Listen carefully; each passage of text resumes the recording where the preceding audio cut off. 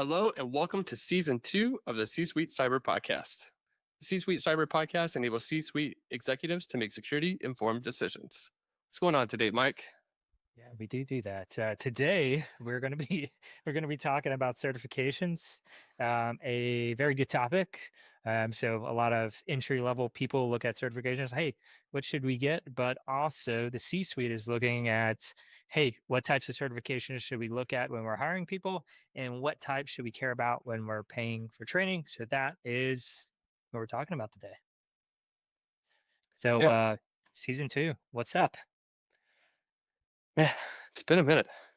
It has. I feel Feels like like we haven't even been away, man. yeah, I feel like a lot has changed in the world though. Like everything is AI now, you know? A couple of months and it seems like that's the new buzzword. It went from like machine learning to AI. Keep getting ads on YouTube about how 14-year-olds are making businesses with AI. Are they coming out with a new model now, ChatGPT? Probably. I mean, they're probably going to be the most frequent to release these new models just because they have the market share. At least that's my view on it. But there's so many, and then you have Hugging Face where you can get specific models and stuff too, so you don't even have to go to like an Anthropic or a Claude or a Chat GPT. Yeah, so many options, so many options. So speaking of solving problems with AI certifications, Yeah. that's kind of interesting. So just to stay on the topic of AI and certifications, when I did my last exam, which was OSEP for offensive security, they have in there now you're not allowed to use AI to help. Back when I took it, AI sucked for that. Like I tried to use it for like a lab to help guide me. It was horrible. Didn't work. This was like last year sometime. But I did one, I used one during, I think it was a pen test or either in a lab. And it's getting better. Like you definitely have to be there to guide you, but it is getting better. So, my thought is how long before they're gonna have to be like, well, maybe we should let them use it in these like hands-on ones because they still need to learn how to talk to it, manipulate, and interpret the data coming back. So it's a skill in its own right. What are your thoughts on that? Yeah, I definitely agree. I think it's interesting, especially in the schooling setting, which certifications are kind of similar to, right? They don't want you to use AI because it's quote unquote cheating. But back in the day, they probably didn't want you to drive a motor vehicle because that was different and we all had horses. So it seems like you're doing a disservice to your employees, to your peers, whoever it might be, if you're not allowing the use of these AI platforms. Now, obviously, there's guardrails that need to be put in place. You shouldn't be putting PII or payment information in these things unless it's like self-hosted and whatnot. All those things aside, it's here to stay, right? So if you're not learning it, you're likely falling behind with the caveat that there's probably some neurological impact to relying on AI. I think Harvard and a few other large colleges have been doing some research on that. And I saw something recently that uh, like it was causing actual neurological damage and psychosis in certain people. I don't know how true that is. That was also a Facebook article, so uh, take that as you will. But Fake yeah, I think news. it's important to know how to use it and know that it's out there. And also, it brings up a good point where corporations are looking for people who hold certifications. Maybe they're looking for people with certain education, whatever it might be. We know I have neither of those. And when it comes to um, certain groups, uh, it could be a 12 or a 14-year-old who just self taught themselves how to do something, or who sent an email and then followed up with a phone call as IT and got credentials and, you know, compromised a large burger chain. So it's it's something that is here to stay. It's going to cause a lot of impact. And yeah, that was a really long answer. Well, I'm laughing because it's the new and improved AJ as he's talking about stuff. But you know, we're from slightly, I wouldn't say different generations, but we're from different time periods slightly. I'm a little bit older than you. And I saw the other day, probably a LinkedIn where it was like people say, hey, you can't use AI anymore for tests. Back in my day, you weren't allowed to use calculators on tests. They say you're never going to have a calculator. Oh, shows all those math teachers. I have them in my phone every day. So it's different, and I think like it or not, AI is changing the landscape, and even with all these certifications and stuff, like we're getting to the point where you used to have to look up stuff like. It was good to memorize all these different ports and protocols or different event logs, but now things are doing all the interpretation for you, the automations with AI, different programs, being able to access AI to ask it questions about, hey, what does this mean? Can you interpret this log for me? Where we don't have to do a lot of this manual labor anymore. So I'm curious when they will start integrating this more into the certification process.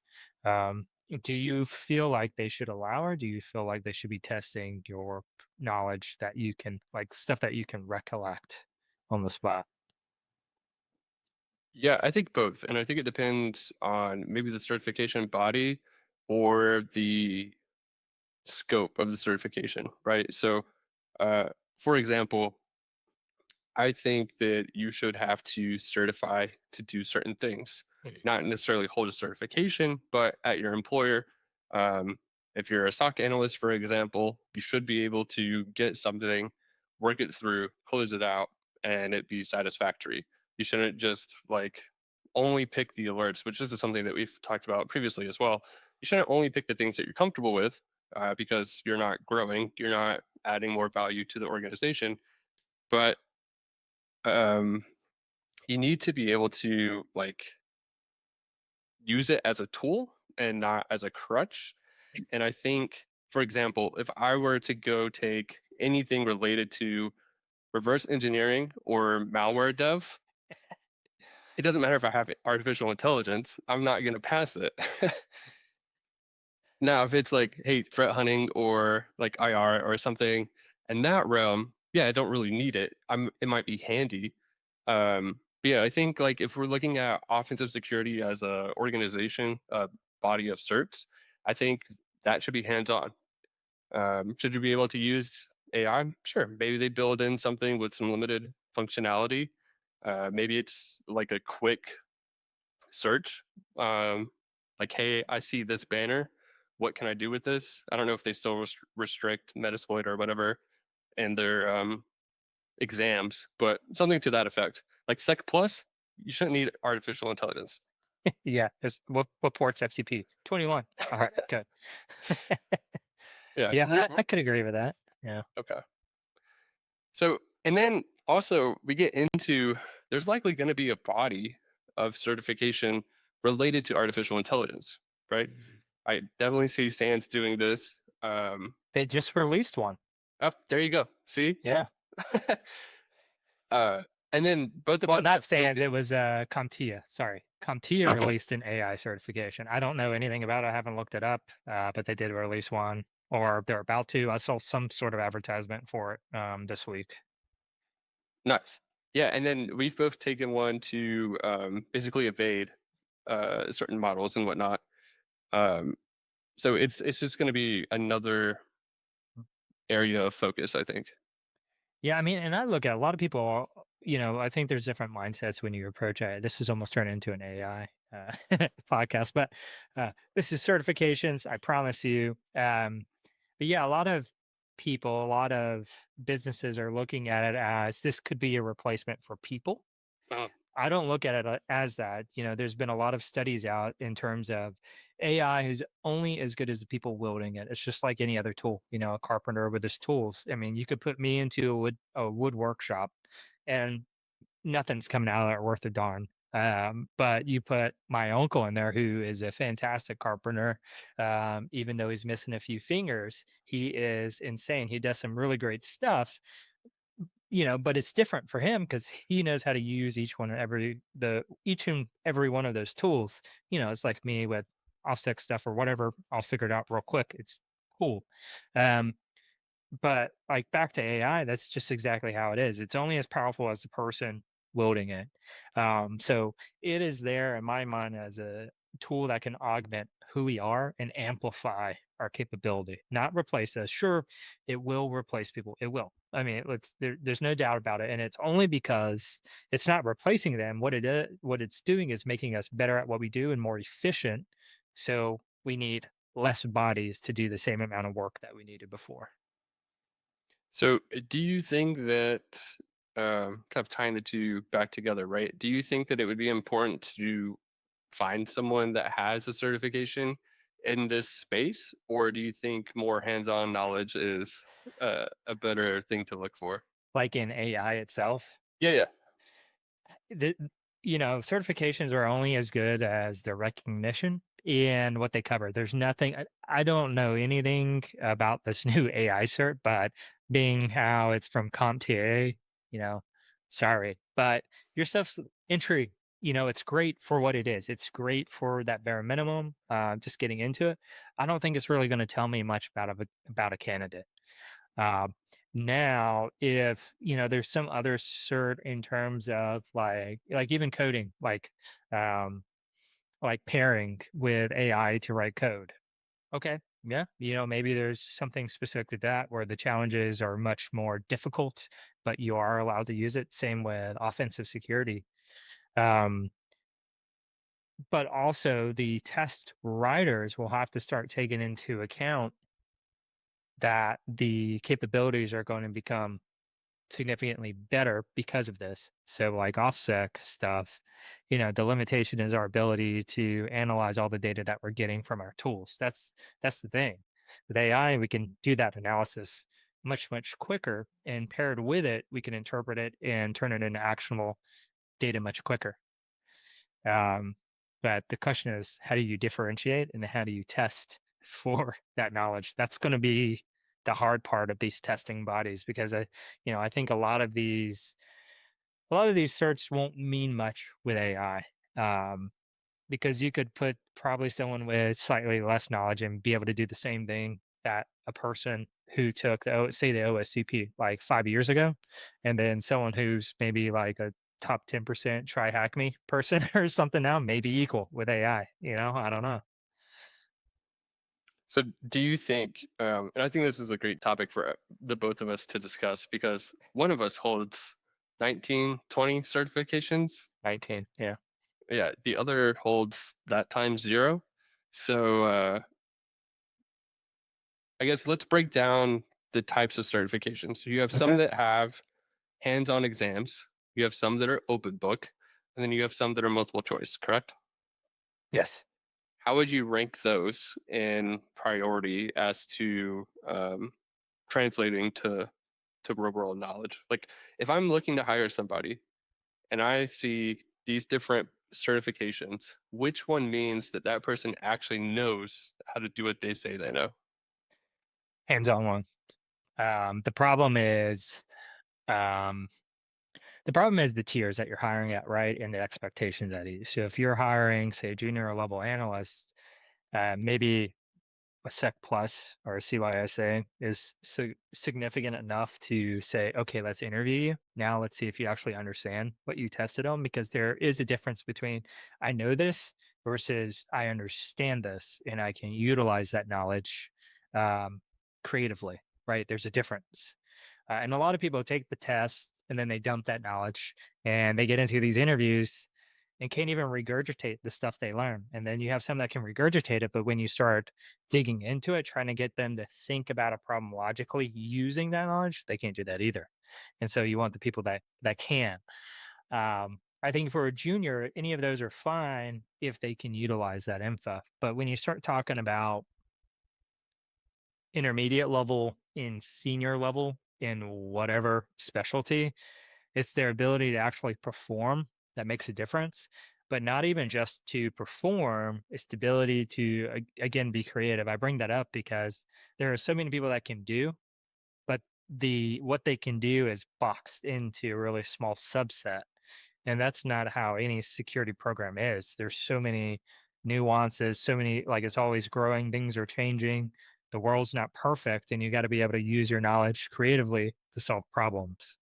Um, and I think that's where me and you are both alike. We look at problems uniquely compared to our peers, and we come up with a solution fit for that particular environment versus force fitting the same solution that everyone else is proposing, like the general solution, which never freaking works anywhere. Yeah. Yeah. How do you think so outside of OPSEC, um, as a company, right? Outside of offensive security certifications, what other certifications require a demonstration of skill set of know-how? Yeah, so the ones that I have that required are some of the ones from INE. I do have an offensive certification from them as well, but I did a forensics one through them, which was absolutely mind blowing and mind expanding when I took it, because I think I was maybe year 3 in the cybersecurity or year 4, and I took that. I never touched forensics or even thought about it as a thing. We just didn't happen to have the capability on my team. And I was like, yeah, sure, I'll learn it. That was typically my answer when I got into cybersecurity. Yeah, I'll figure it out. Sure. But anyways, it was very hands-on.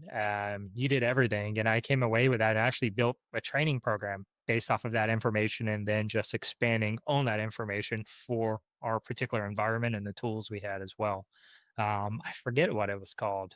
It was e-learning, something another digital forensics, like EDFP or some crap like that. I don't know. But it's really good. Since then, INE took over, and they last when I was in the environment, I think my dad was in there doing something. They didn't really keep it updated. The different programs he was doing, one of the pen testing ones, and it was a lot of old stuff. But I don't know if they've updated. It was a really good hands-on one. But I've also heard, I haven't taken this, but I think both of us know some people that have the blue team level one. Is that BLT1? I think is what it is. Yeah, I think so. Um, those are really good from what I hear. They're very hands-on, simulate stock environments. Any that are like that are really, really good. Just instead of just memorizing crap, you actually have to use what you know. I think that those are my favorite to take. I actually do the best on those, but they're just good in terms of demonstrating. Yeah, so security blue team, they're the ones that have blue team level one, two, and then they have a SecOps manager. Yeah, I think I did see that. Um, yeah, the reason I like he's asking, I think too, is like, there's a difference between just it's almost like being in the military where we had boards in the army for like NCOs where you had to get up there and just regurgitate stuff. Um, and it's different than actually performing, right? It's like I can tell you what's in whatever our field manuals are, but have I actually done it? Have I led someone in combat to react to an ambush or whatever? It's different, and it is never by the book. I can promise you that. um, and so there is a difference, right? We want people that have played with these ideas and have done things with them, have done experience, and that's where labs come in handy too. I think labs are a fantastic way for people to get experience. They're cheap too. Like I've been in my stream that I do. Yeah, check me out on Thursdays on my stream. Nice plug. InfoSec Wizard Twitch, but they're insanely cheap. They're like $12 a month, and you get almost the same quality type of labs that you would get in a certification. And that's different. When I started out back in my day, again, we had to do Vuln hubs, I think is what it was called. And so you had to pull down the vulnerable VM, and that was your lab. Yeah. And then you had to work through all kind of technical issues to get the crap to actually work and all the stuff to spin up properly. But now you just click a button, it's ready to go. Yeah. Yeah, I mean, what are definitely. your thoughts? Why haven't you done certifications? Are you completely against them? Think they're the dumbest thing in the world, have no value whatsoever? Why haven't you done a certification, AJ? Yeah, so to be clear, like I've held certifications previously, right? I've had Sec Plus, after like 2 weeks of tech school, which is where it's probably longer than that, but where you learn your job in the Air Force. GCIH from SANS, so that's incident handler. GSEC is their Sec like the step plus up. Yeah, variant. yeah. And GCIH is typically required for incident response, those types of roles. And then I really don't enjoy forensics. So like I never wanted GCFE. Um, So you really don't like forensics at all? no, I like it's too many things to remember where stuff is in my opinion. So it's like You just gotta this thing cheat sheet, man. happens. Yeah, but like I remember going to interview with DHS like shortly after I left the Air Force, and they were like, "Where can you find this thing?" And there was like seven different caches, and like I only knew of three of them because like that's all I needed to use, right? Like once I find what I need, I don't need to use the other stuff, or at least not up to that point. But all that to say, I've had certifications. I don't. Um, be transparent. I don't like paying for certifications myself. Uh, I also, you mentioned labs. I don't enjoy doing labs. Now, sometimes I will. Like, I used to do a little bit of try hack me, or yeah, it was try hack me, um, to learn certain things, but I don't use it day to day. So, like, it doesn't. I think there's a difference of having knowledge to do something and having knowledge that's relevant. And because it's not anything close to what I was doing, so for instance, I was going down like the pen tester path or whatever it is, right? Quickly learned I don't like pen testing. uh, so like that type of stuff just doesn't interest me, right? But I'll tinker with stuff like automations and whatnot. I've been really into lately, and so like that stuff I'll work on because I enjoy it. But if I don't enjoy something, I don't want to spend time towards it if it's not required. So, for example, schooling. I don't enjoy school. I think a lot of school is bad as far as like and what's being taught. Um, but some people would say that you should like suck it up, get the degree, the piece of paper that means absolutely nothing other than checking a box, just to show that you're dedicated enough to sitting through classes, which to me I disagree with. But that's obviously, in my opinion, everyone has one. So yeah, I think certifications hold a place. I don't think they tell the full story. I think if you were um, applying for roles, like if you don't have these things, it will hurt you. Um, but I don't think that just because someone has certifications, and we've seen this, like we've hired people, just because someone has those things, those boxes checked, doesn't mean they know anything related to what the day to day is. And a lot of times, the job description is also very different than what the day to day is. Oh yeah.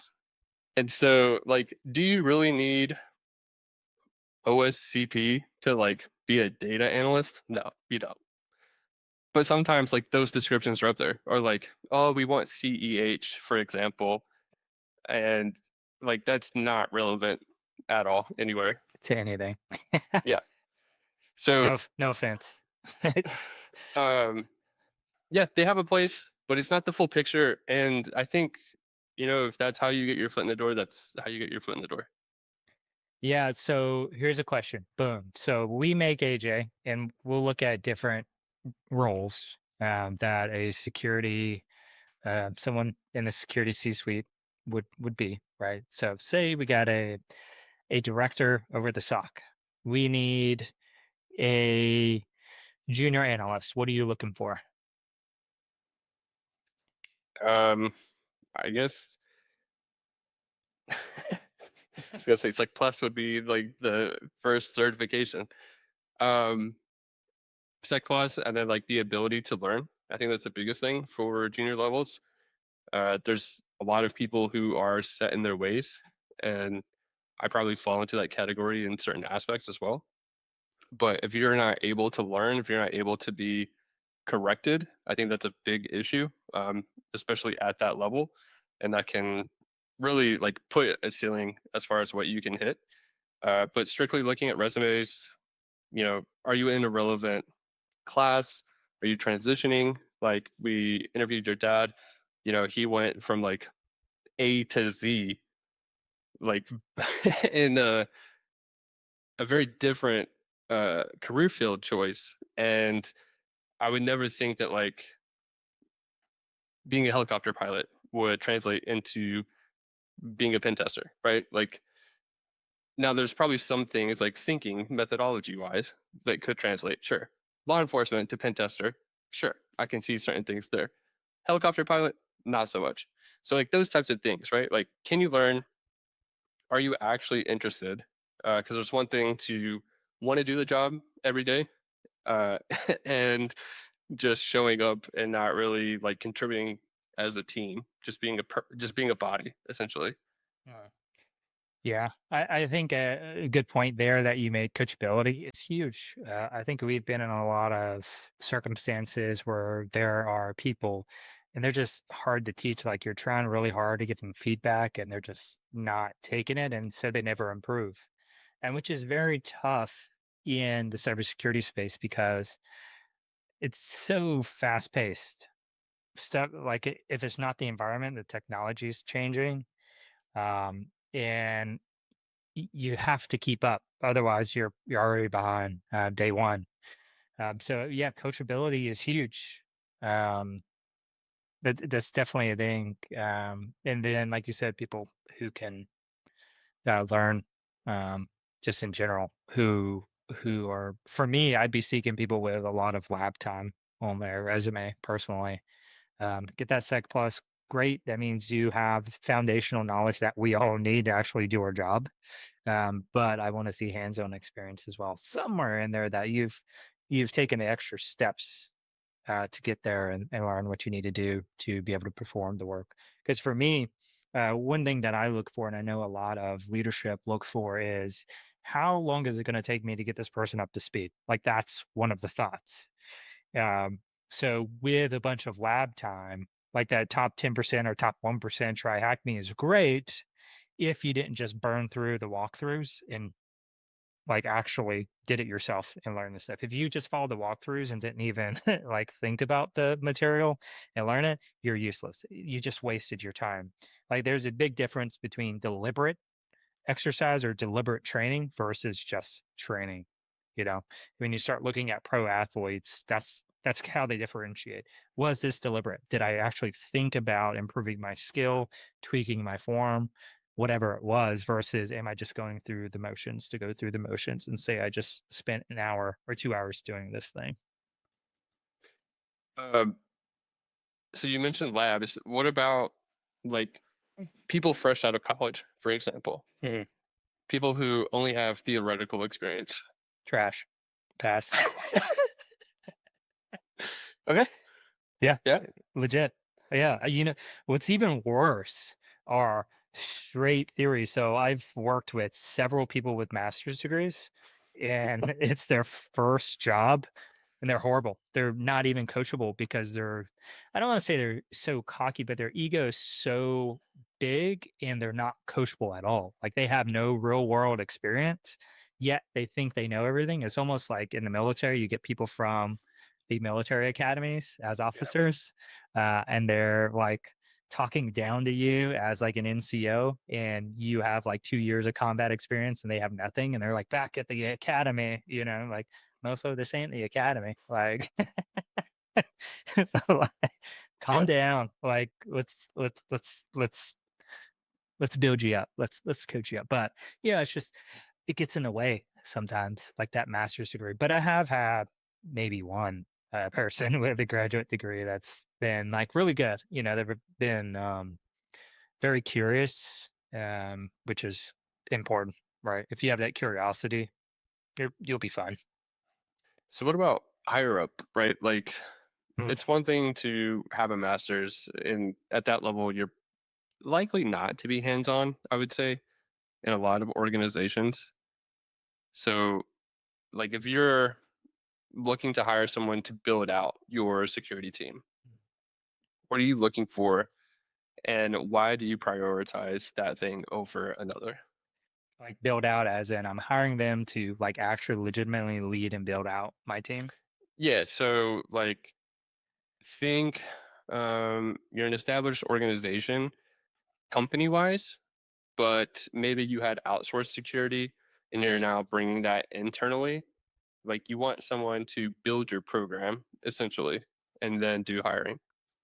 Yeah, it's tough. So if I am just like a security leader and I don't have any technical like skills, it'd be tough for me to differentiate. But for me, if I'm like building it out, I know what to look for, obviously.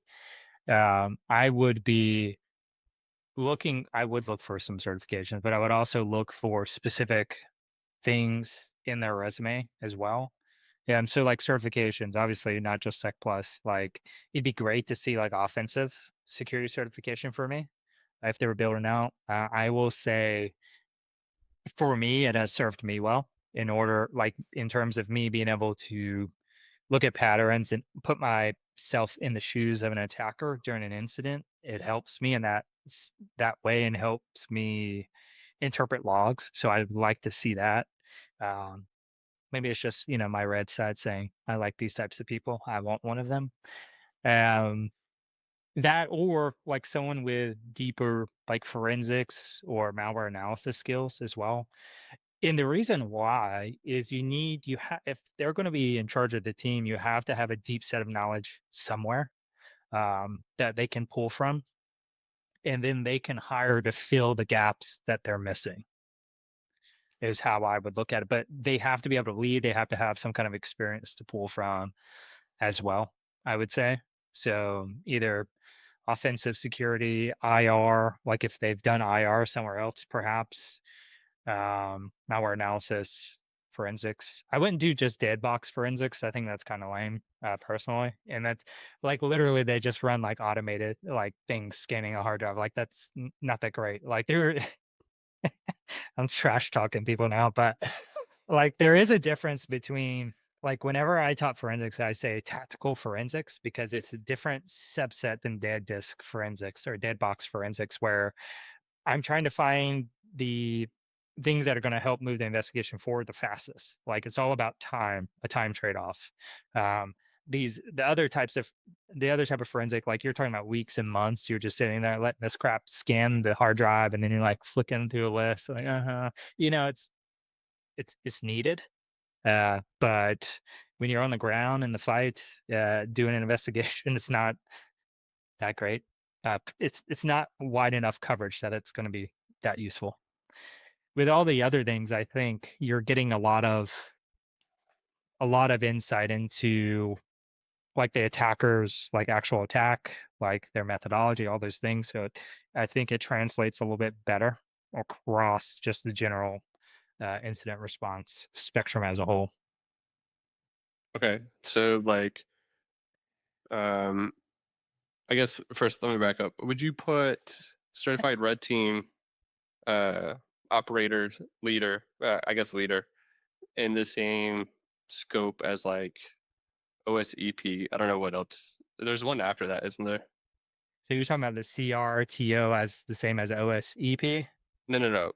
The leader, the same as EP. I know it's a little bit different. One is like running ops, the other is exploit. But I don't know. I actually haven't looked at that. I didn't know there was a certification for ops lead. yeah, So I probably wouldn't equate them. One sounds more technical than the other one. The other one's probably the lead's probably more about scoping the work, and then like translating risk and communicating with executives and junk like that. okay. So my other question was, I think it's interesting. You mentioned offensive security, and you mentioned like reverse engineering, which talking about certifications, I hear GREM basically. Yeah, that's a good one. Actually like that one as a Sans one. Okay. I didn't hear CISP. Yeah. No, that is not on my list. So you would take operations over. a business focused, which I guess makes sense for like an operational focused role. Mhm. But I just find it interesting that that wasn't even mentioned in your list.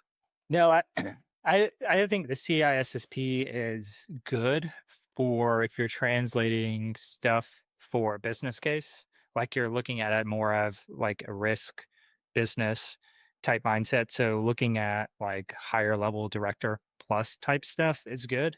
But if you're in charge of operational stuff, I'm more focused on making sure they have the technical skills to build out the right team and to build out the right processes because if that's what they're in charge of, they need they need to have a deep well of technical knowledge to be able to do that. Where if I say, yeah, I want this guy with a CISP, okay, what are they going to build out? Seriously. Like what I think we need to do risk analysis on this process. Okay. How does that like how does that help me become more operational? Do you think that viewing CISP as a management, as in like I guess managing people certification, is doing it a disservice?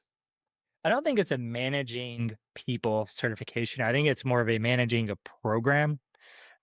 In I think it is more business focus than technical focus. So, Yeah. you know, maybe in that role, if they're looking to move up, it would probably be a great idea for them to get a CISP because at that point they're going to be spend more time doing spreadsheets, presentations, talking with higher level people, doing strategic stuff versus operational stuff. And that's how I look at it. And maybe I just do it that way because I don't have one. I have studied for it and I just get depressed and I stop studying for it. I think you're about to study for it. Good luck. Yeah.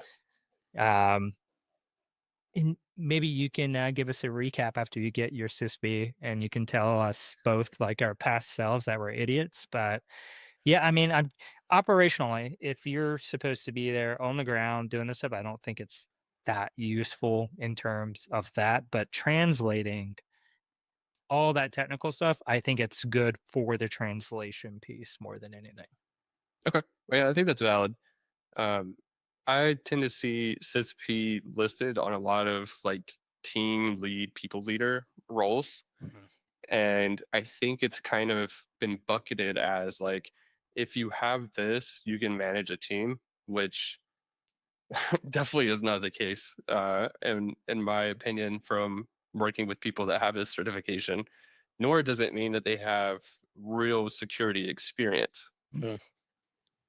So I just wanted to see what your opinions were on that, um, especially since I do think there is a threshold, right? And like we're pretty close to that threshold ourselves, where like you go from hands-on keyboard building things to strictly in meetings. Mhm. Maybe it's strategic, maybe it's not, right? Like maybe it's just translating as kind of the middleman from strategic objectives into tactical objectives. Mhm. And it's very different. And I think it's very taxing in a different way, right? Like you're stuck there on camera or off camera, whatever it might be, or in an office because other people besides us go into offices. But it's a very different life, in my opinion, than being hands on and actually solving the day's tasks. So if you had to choose, so yeah, it sounds like we're kind of making the choice between tactical level capability and strategic. Which one would you put a higher emphasis on in this specific role? So I think we said it's like more of a building out a SOC, right? Is that what we said we were working on here? Yeah. Yeah, I mean, I think operational makes sense, but they need to be able to translate um, why certain things are being done, why certain areas or tooling is being looked at, right, from a budget perspective.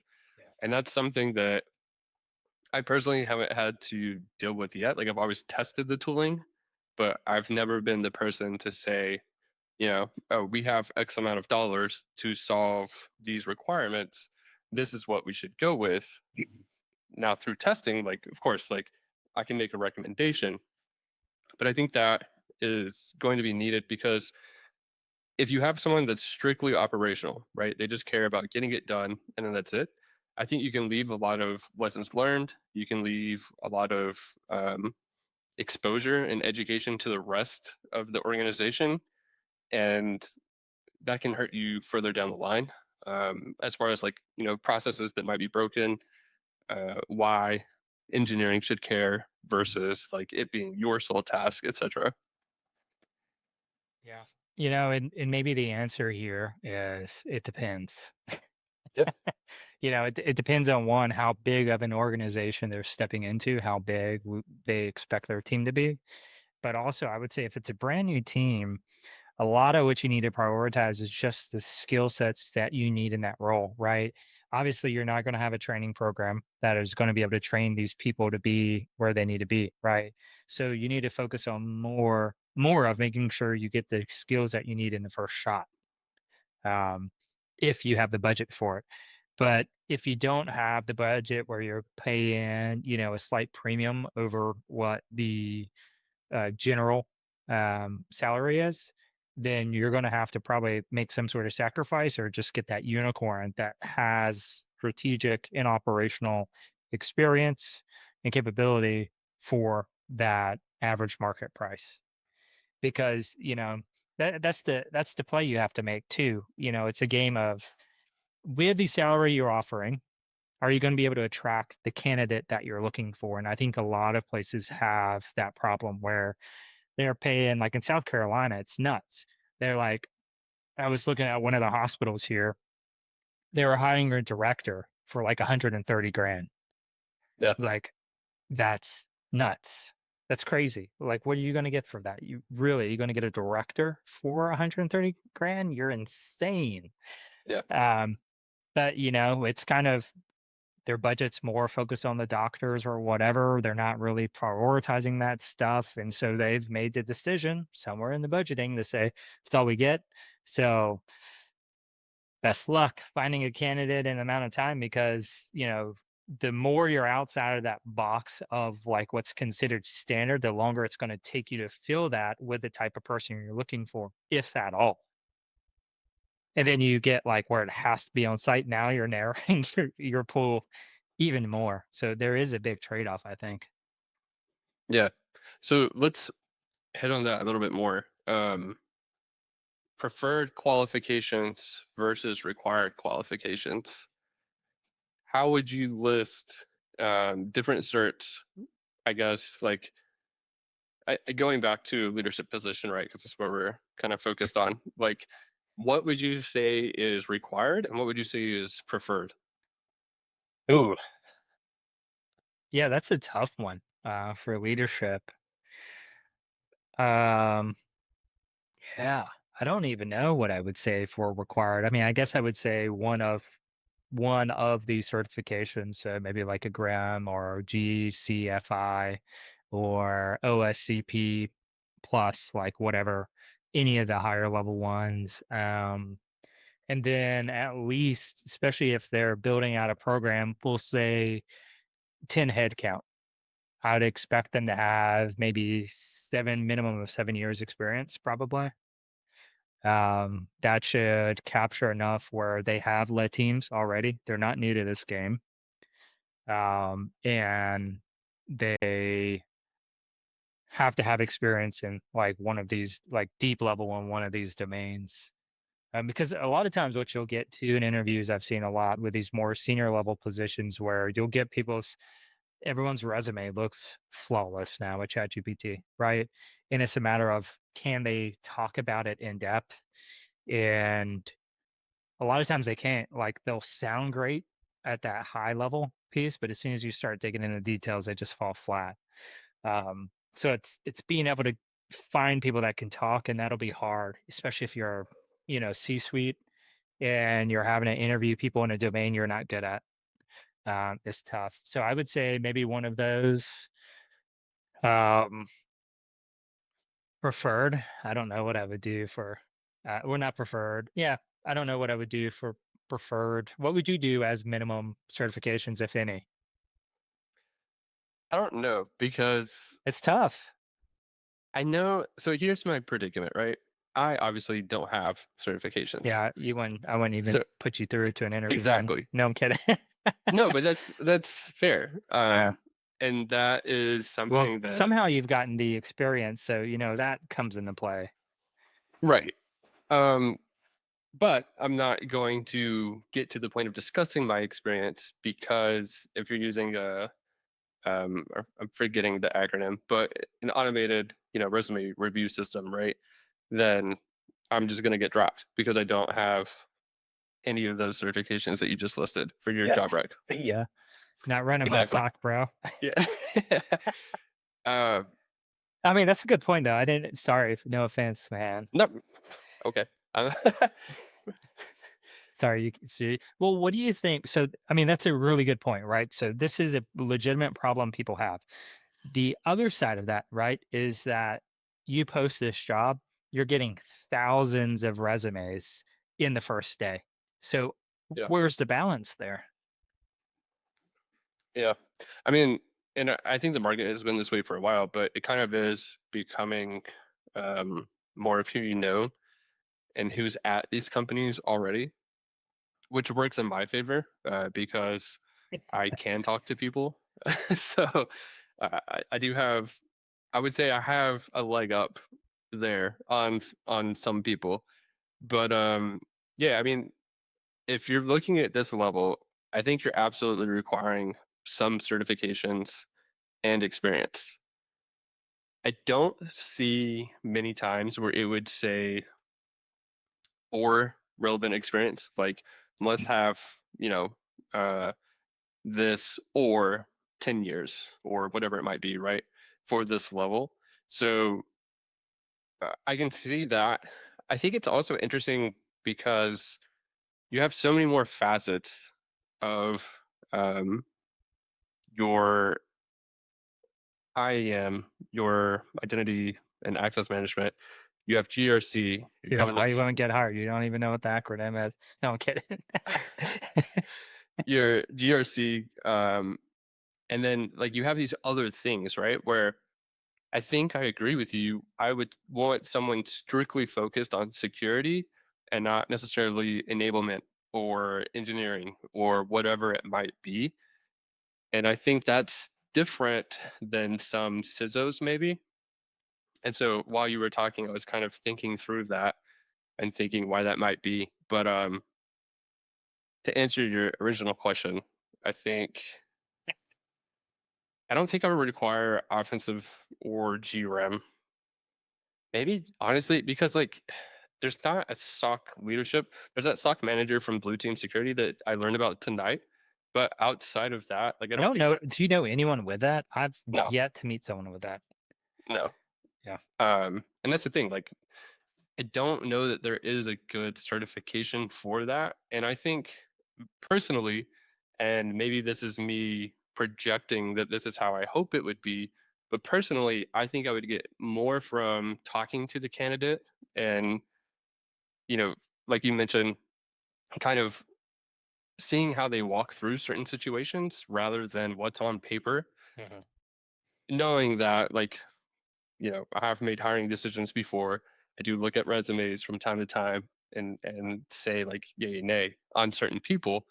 Um, and obviously these things will get you bucketed into a no really quickly, right? So it's a yeah.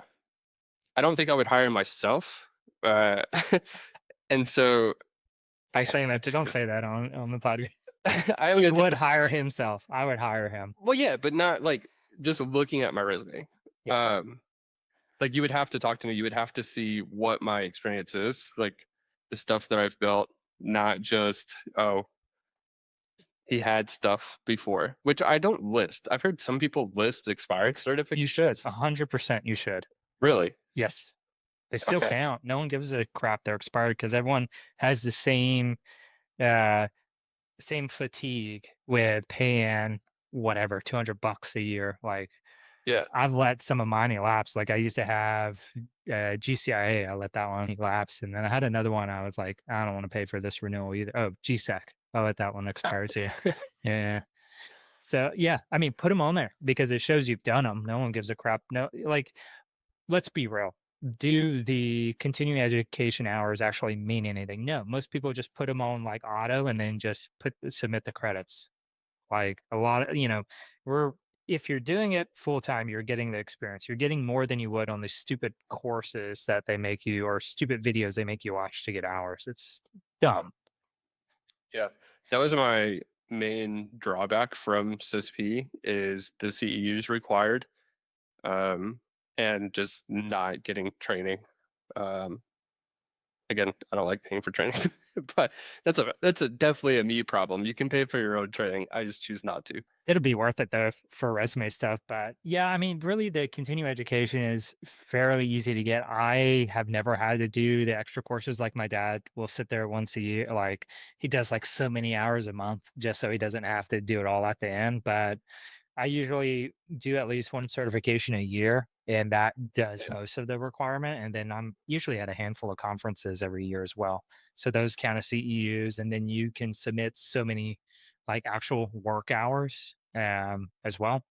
And then I think you can do like college courses or something also. But like there's a bunch of ways to meet that requirement without having to sit there and just watch courses because I think it's a waste of time, honestly. Like Yeah. my opinion. No, I agree with that. I didn't know that I should be listing my certification. Someone else told me that, but they're um they have less experience in the industry, and their process was they're not going to ask you for your number. So I was like, yeah, it kind of feels like lying, but I did earn it at one point, right? Like, They will ask you like I said, for your number. But like you can go now and type in like your name and like for yours you have sans and it'll just say expired, but it will validate that you have gotten it before. So I mean it still works, counts. yeah, A lot of it doesn't say like has to be current either if you look at the job really. listing. Yeah. I don't know if I've seen that. Yeah, just look at the wording. It just has gotten or something like that where it doesn't say it has to be current. Wow, I can't talk. Yeah. So there you go. Okay. You learned something today. We're making you hireable. Uh, Thank you. Thank you very much. he's got no degree. He's got bachelor. Oh, sorry, he's got 2 degrees, but he's got bachelor level experience in college and expired certifications. We got Yeah, Anthony. but I have experience. That's the real thing. Yeah, I mean that's a really good point. Like, all right, so say you had a really good candidate with like so we'll say same position, right? They have OSCP, they have Graham, both. They have 8 years experience. Okay. We're just basing it on opportunity to interview. Then we have another guy and we'll say 10 years experience, no certifications. We'll give him a college degree. Maybe we'll give him a master's. How about that? We'll give him a master's degree, but he was referred to you and they talked him up and said, hey, yeah, he's a great guy. I've worked with him before. He did really good stuff. Would you interview both of them or would you only interview the one? For a manager role, Yeah, for the building out a sock, I think is what we were talking about. what is the master's in? Information systems management. I don't know. I'm trying to think of a master's program. Nah, probably not then. Yeah, I'd probably just go with the one with the experience, Well, he does have experience. He has more experience than the other one. but not. I, I don't So know. he's got 10 years and a master's. The other one's got, what did I say, 6 years and then like 60 years? six, Oh, 0, 6. Uh, and then he has 2 certifications too. yeah. I mean, sure, I'll interview them. Why not? But I can tell you, depending on the school, which I also hear that this doesn't matter. I'm not going to spend hours of my life getting a Phoenix degree. Hey, I take that as, I don't know. I take offense. There you go. That's the word. Yeah, cool. That's my degree is from University of. Phoenix, Baka. I mean, maybe that's what I need to do. Maybe I need to go get a UOP degree, and I don't know, but I really struggle. I have the post 9/11 GI Bill. I have means. I would get Use paid it. to go to school. Stop being dumb. Go use That's it. how bad I don't like school, dude. Yeah. Shaq is an alum. I think it is Shaq or someone. Someone Yeah, famous is an alum. Shaq is also one of the richest athletes because he owns like 16 different franchises. I'm just saying, you too could be an alum of this prestigious school. I'm an alum of Community College of the Air Force. Okay. Well, Uh, I mean, it really is like to give you my reason, um, was that just having that piece of paper. No one cares where it's from anymore. Unless it's from an Ivy League school, no yeah. one cares. Unless maybe it's from like Carnegie Mellon. I would take someone from I would put on a little bit higher level, someone with a degree from Carnegie Mellon in cybersecurity. They actually have a really good program there. They actually like those are the guys that won the CTF at DEF CON for like so many years. PPP. Is that different than BNY Mellon? Yeah, I'm pretty sure. That was a joke. Yeah, I don't even know who that is, but BNY is a bank. oh, is it? But yeah, I mean, it doesn't matter. It's a piece of paper. That's why I did it. I blasted through that degree program in like a year. Didn't even have to try that hard. Wait, Can't the whole tell you. thing? Yeah. Well, I already had a bachelor's before, so I just got a second. See, that's different, dude. But it's quick. Like I didn't even have to study. I didn't have to try hard. I got a piece of paper and it was like accredited. So it met all my I'm not letting anyone down when I go to work for them. So I'm just saying I'm a product of this prestigious schooling system. Yes. I would hire you as my SOC manager. I think I succeeded in spite of my education back. But I mean that's the thing. No one cares.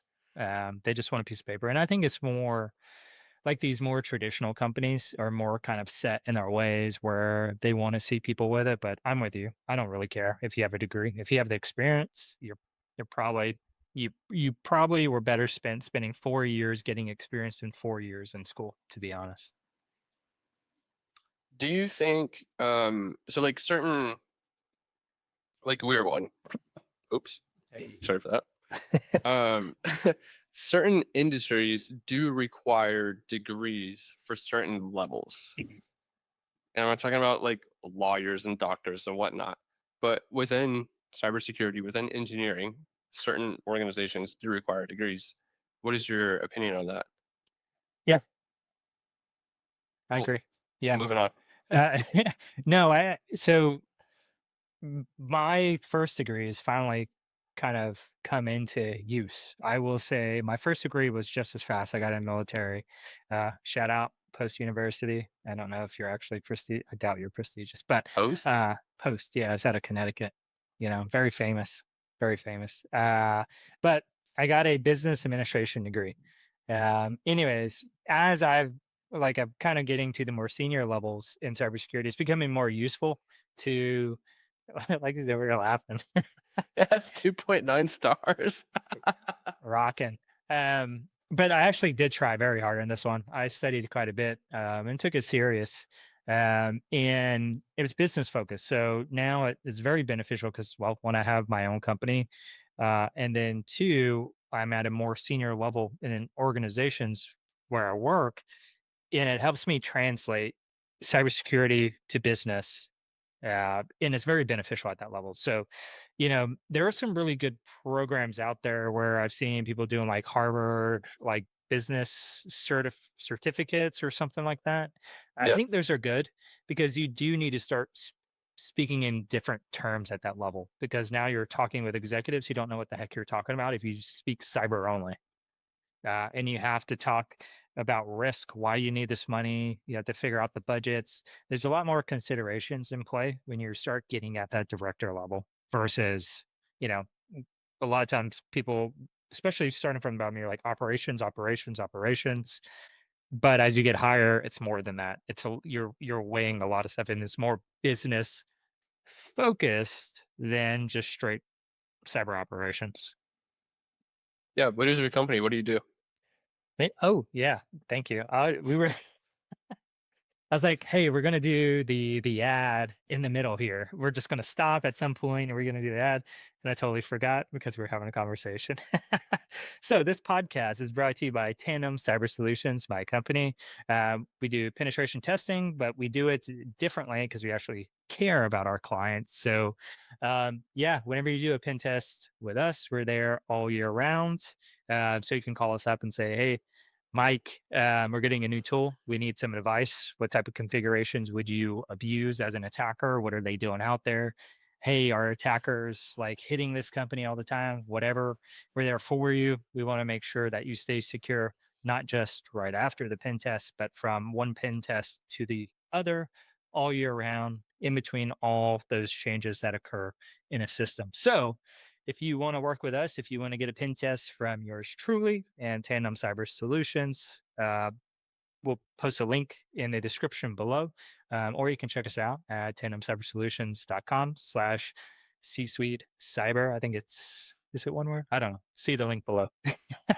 All right, there you go. Thank you. You are the man. Oh, yeah. He Uh, goes, I'm just like a dog with a bone. I just go. I it's so interesting because when I was in the military, when I worked at the AFSR, so the Air Force Cyber Emergency Response Team, and I did like IR for the Air Force network, I remember wanting to be in meetings. Gross. Like, yeah, right? Like, I remember I was like, I'm hot, can't cuss anymore.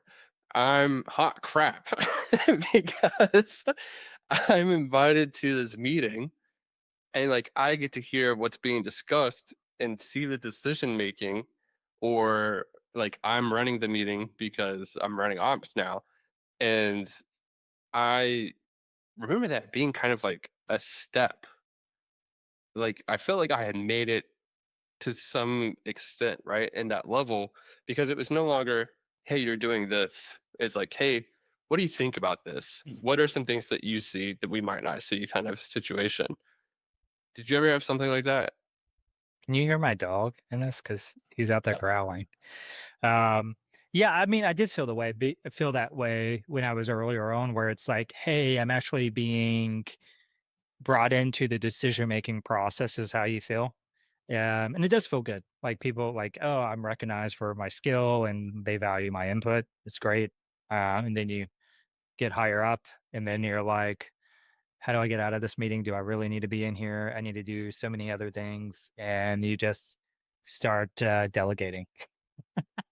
So you don't, and that's why those people get pulled into those meetings so that you don't have to be in every meeting. Yeah. Sorry, folks, if you felt special, you are special. I just want to point that out. Um, but maybe not quite as special as you think. But at least you do have trust. I will say, if you're being put in those meetings, they obviously trust you enough to represent them in those meetings. And because I surely would not be putting someone in a meeting I did not trust, I will tell you that, because you can agree to something I really don't want to do, and kind of make us responsible for that kind of stuff. So I guess I take that back. You are special. Yeah. In case you're wondering, I went to the meetings. Mike did the fun stuff. Yeah, when we work together, he did the meetings for me and I build stuff. Now Yeah. it's 50-50. We do our own things, but 50-50 meetings versus work. All right, man. Well, we're at the end of this show. Sadly, then good things must end. Holy smokes, that was a big lightning strike out there. Did you hear that at all? Did that Mike pick that up? Yeah, I thought you like hit the table. No, that was the storm. Dude, let me tell you, actually, aside here, I took a run at lunch today. I was like, oh, it's cloudy. It's not 100 degrees today. It's going to Yeah. be great. I get all the way out, like 2.5 miles, and then it just started just dumping on me, lightning, thundering. And I'm like, went up from 11-mile-an-hour pace to like 8-mile-an-hour pace to get home as fast as possible. And I came home just drenched, but I didn't get struck by lightning. It was quite the event midday today. But So you're not that special. Yeah, I'm not that special. I am special in some ways. But anyways, yeah. So let's wrap this up. Stories aside, yeah, great conversation. If you have any feedback as a leader, or if you have any questions, really feel free to comment in the videos. We have enabled comments on Spotify. Obviously, if you're on YouTube, you got comments there. If you want to chat with us, hit us up. There's an email in there in our profile on YouTube. I think also on Spotify also, but we also have a Discord channel. We'll link in this video also, where you can have hop in there, have a great conversation with us, and we're happy to provide you our 2 cents if you want it. But yeah, thank you, AJ, for hopping on. Season two, first episode, season two in the wraps. I guess we can call it done. What do you think? We're also on LinkedIn. Yeah, we're also on LinkedIn. All right, man. Take it easy. Have a good evening.